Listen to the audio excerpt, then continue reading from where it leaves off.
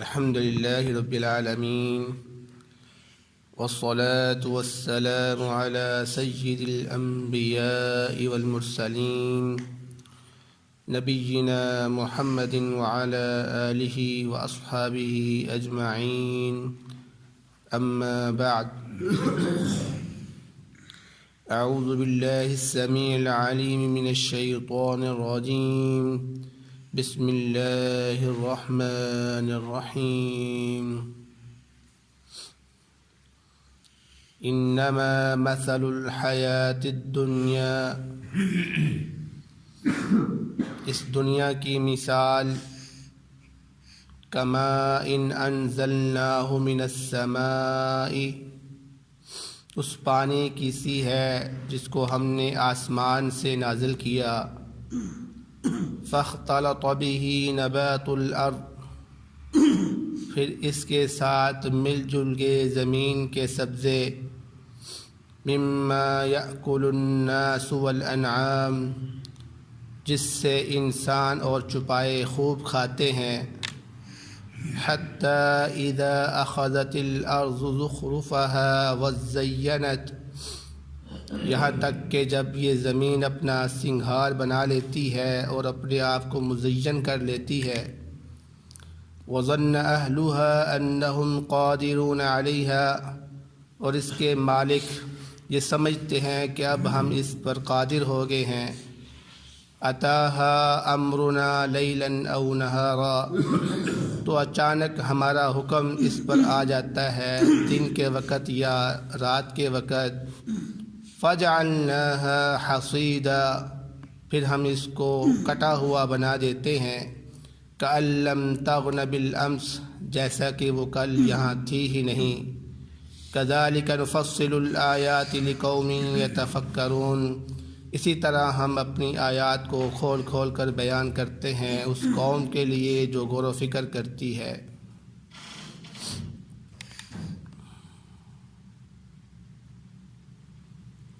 سورۃ یونس کی آیت نمبر 24 آپ کے سامنے تلاوت کی گئی ہے۔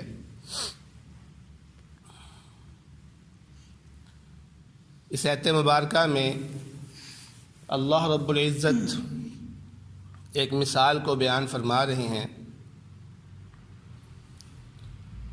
کہ یہ مثال اس دنیا کی مثال ہے۔ فرمایا اس دنیا کی مثال ایک پانی کی طرح ہے جس کو ہم آسمان سے نازل کرتے ہیں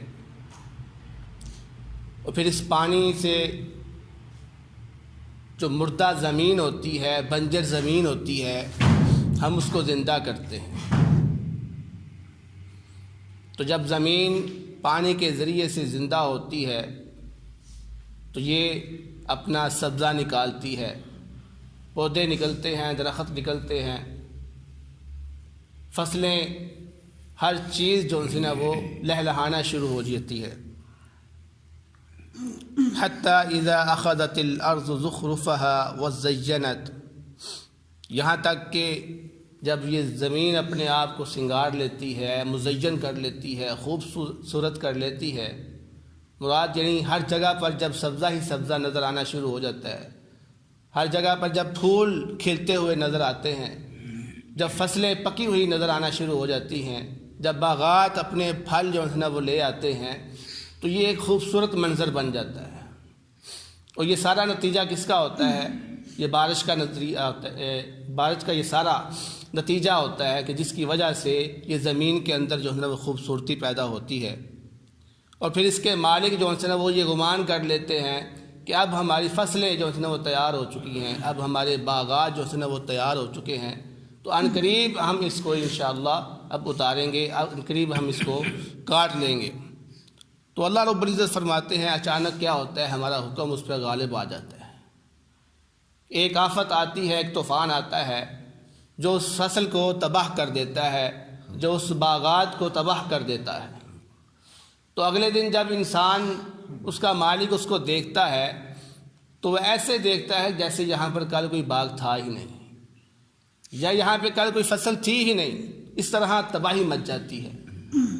تو اللہ رب العزت بیان کرنا چاہ رہے ہیں اس مثال کے ذریعے کہ انسان کا حال بھی یہی ہے جس طرح یہ باغ، یہ فصلیں تیار ہونے کے بعد تباہ ہو جاتی ہیں، مٹ جاتی ہیں، یہ دنیا بھی اسی طرح ختم ہو جائے گی۔ یہ دنیا فانی ہے، اور جب یہ دنیا نہیں رہے گی تو رہنا یہاں پر انسان نے بھی نہیں ہے۔ اس لیے اے اس انسان، اگر تو چاہتا ہے تو اس مثال پہ غور و فکر کر لے، کیونکہ انسان کی مثال بھی اس طرح ہے۔ انسان جب پیدا ہوتا ہے تو ایک پانی کے نطفے سے پیدا ہوتا ہے، اور انسان کی روح جس طرح آسمان سے پانی آتا ہے اس طرح آسمان سے آتی ہے، اور وہ بدن میں مل جل کر ایک نشوونما کرتی ہے، جس سے بچہ پیدا ہوتا ہے۔ اس بچے کی خوب حفاظت کی جاتی ہے، جس طرح فصل کی حفاظت کی جاتی ہے۔ پھر یہ بچہ جب نوجوان ہوتا ہے تو ان کے ماں باپ اس نوجوان بچے سے امیدیں لگا کر بیٹھ جاتے ہیں کہ اب اس کو اچھی نوکری ملے گی تو اس کی کمائی ہم کھائیں گے۔ تو جیسے ہی اس کو اچھی نوکری ملتی ہے تو اچانک اس پہ اللہ رب العزت کا حکم آ جاتا ہے، اس پر موت آ جاتی ہے، تو وہ اس کی جو کمائی جو ہے، جس کی امیدیں لگا کر بیٹھے ہوتے ہیں، وہ کھانے کے قابل نہیں رہتے۔ اور پھر چند دن گزرتے ہیں کہ اس کے ماں باپ بھی اس کو بھول جاتے ہیں۔ یہی حال اس دنیا کا ہے کہ آپ دیکھیں کہ ہمارے کتنے عزیز و اقارب فوت ہوئے، آج ہمیں کیا یاد ہے؟ وہ نہیں، بھول چکے ہیں ہم۔ اسی طرح ہمارے ساتھ بھی اسی طرح ہونے والا ہے۔ ہم نے بھی ایک دن مٹ جانا ہے، ختم ہو جانا ہے، اور ہمیں بلا دیا جائے گا۔ اس لیے جب یہ دنیا فانی ہے، یہ دنیا بلانے والی چیز ہے، تو پھر اس دنیا میں اے انسان، اگر تو زندہ رہتا ہے تو اپنی آخرت بنانے کے لیے زندہ رہے۔ تمہیں چاہیے کہ اپنی زندگی دنیا کو حاصل کرنے میں نہیں بلکہ آخرت بنانے میں لگا، کیونکہ یہ دنیا تو ختم ہو جانی ہے۔ اصل زندگی وہی ہے جو آخرت میں زندگی ہے۔ تو اللہ رب العزت فرما رہے ہیں کہ ہم انسان کو سمجھانے کے لیے کئی مثالیں بیان کرتے ہیں۔ کذالک نفصل الآیات لقوم یتفکرون، اسی طرح ہم کھول کر اپنی آیات کو بیان کرتے ہیں اس قوم کے لیے جو غور و فکر کرتی ہے۔ تو غور و فکر کرنے والے اگر اس پر غور و فکر کرے تو یقیناً وہ سیدھے راستے پہ آ جائیں گے۔ تو اللہ رب العزت فرما رہے ہیں واللہ یدعو الی دار السلام، کہ اللہ رب العزت تمہیں تو سلامتی والے گھر کی طرف پکارتا ہے، اور وہ سلامتی والا گھر کیا ہے؟ جنت۔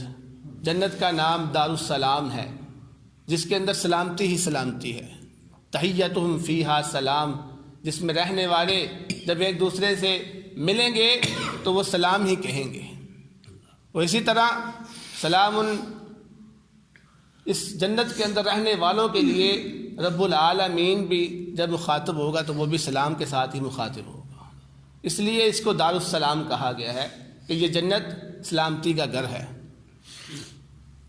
جابر رضی اللہ تعالیٰ عنہ بیان فرماتے ہیں کہ نبی کریم صلی اللہ علیہ وسلم نے فرمایا کہ میرے پاس حضرت جبریل علیہ السلام اور حضرت میکائیل علیہ السلام آئے، اور ان دونوں نے میرے لیے ایک مثال پیش کی۔ اور وہ مثال کیا ہے؟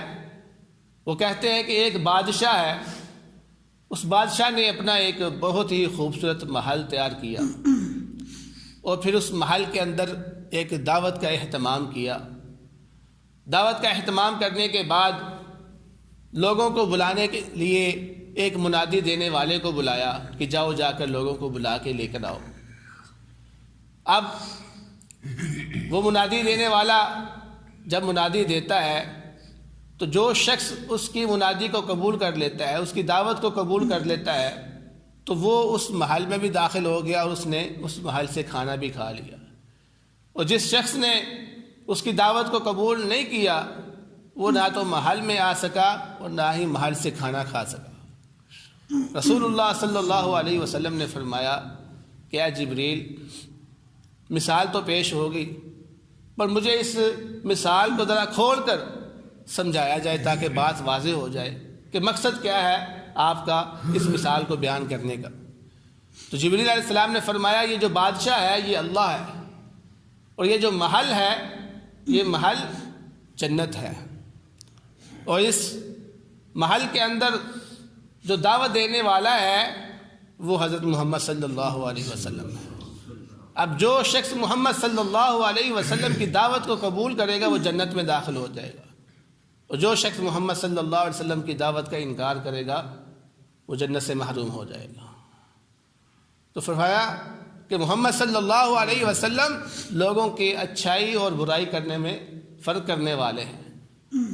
تو یہ ہے جنت جس کے بارے میں اللہ رب العزت آپ لوگوں کو بلا رہا ہے، واللہ یدعو الی دار السلام، کہ اللہ رب العزت تمہیں دار السلام کی طرف بلا رہا ہے۔ فرمایا وَيَهْدِي مَن يَشَاءُ إِلَىٰ صِرَاطٍ مُسْتَقِيمٍ، اور وہ ہدایت دیتا ہے جسے وہ چاہتا ہے سیدھے راستے کی طرف۔ لِلَّذِينَ أَحْسَنُوا الْحُسْنَى وَزِيَادَةٌ، اور نیکی کرنے والوں کے لیے اچھا بدلہ ہے اور کچھ زیادہ بھی ہے۔ اچھا بدلے سے مراد کیا ہے؟ جو لوگ نیکی کرتے ہیں، جو لوگ احسان کرتے ہیں، اللہ رب العزت نے ان کے لیے اچھا بدلہ رکھا ہوا ہے، اور وہ کیا ہے؟ جنت۔ جنت سے اچھی کوئی چیز نہیں ہے۔ جنت کے اندر جتنی بھی نعمتیں ہیں یہ ساری اچھی ہی اچھی ہیں۔ تو اللہ رب العزت نے فرمایا کہ جو شخص نیکی کرتا ہے، احسان کرتا ہے، احسان سے مراد کیا ہے؟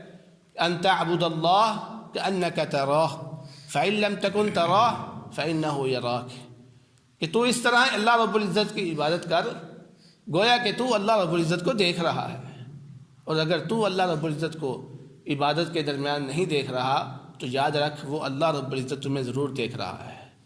تو انسان کی جب عبادت مخلص ہوگی، انسان کی جب نیکی صرف اللہ رب العزت کی رضا کے لیے ہوگی تو اللہ رب العزت پھر اس کا بدلہ تمہیں بہت اچھا دے گا، اور وہ کیا ہے؟ وہ اللہ رب العزت کی جنت ہے، وہ دار السلام ہے وہ۔ اور پھر اس کے ساتھ ساتھ اللہ رب العزت فرماتے ہیں وزیادہ، اور اس سے زیادہ بھی دیا جائے گا۔ زیادہ سے کیا مراد ہے؟ جیسا کہ حدیث میں آتا ہے کہ نبی کریم صلی اللہ علیہ وسلم نے جب اس آیت کی تلاوت فرمائی تو فرمایا تم جانتے ہو کہ زیادہ سے مراد کیا ہے؟ فرمایا زیادہ سے مراد اللہ رب العزت کا دیدار ہے۔ اللہ رب العزت اپنا دیدار کروائے گا۔ روز قیامت جب جنتیوں کو جنت میں داخل کر دیا جائے گا اور جہنمیوں کو جہنم میں داخل کر دیا جائے گا، تو پھر ایک اعلان کرنے والا آئے گا اور جنتیوں سے مخاطب ہو کر کہے گا اے جنت والو، آج اللہ رب العزت تمہارے ساتھ اپنا ایک وعدہ پورا کرنے والا ہے جو اس نے تمہارے ساتھ کیا تھا۔ جنتی کہیں گے کون سا وعدہ؟ کیا اللہ رب العزت نے ہمارے ساتھ اپنے سارے وعدے پورے نہیں کر لیے؟ ہمیں اللہ رب العزت نے کیا جنت نہیں عطا کی؟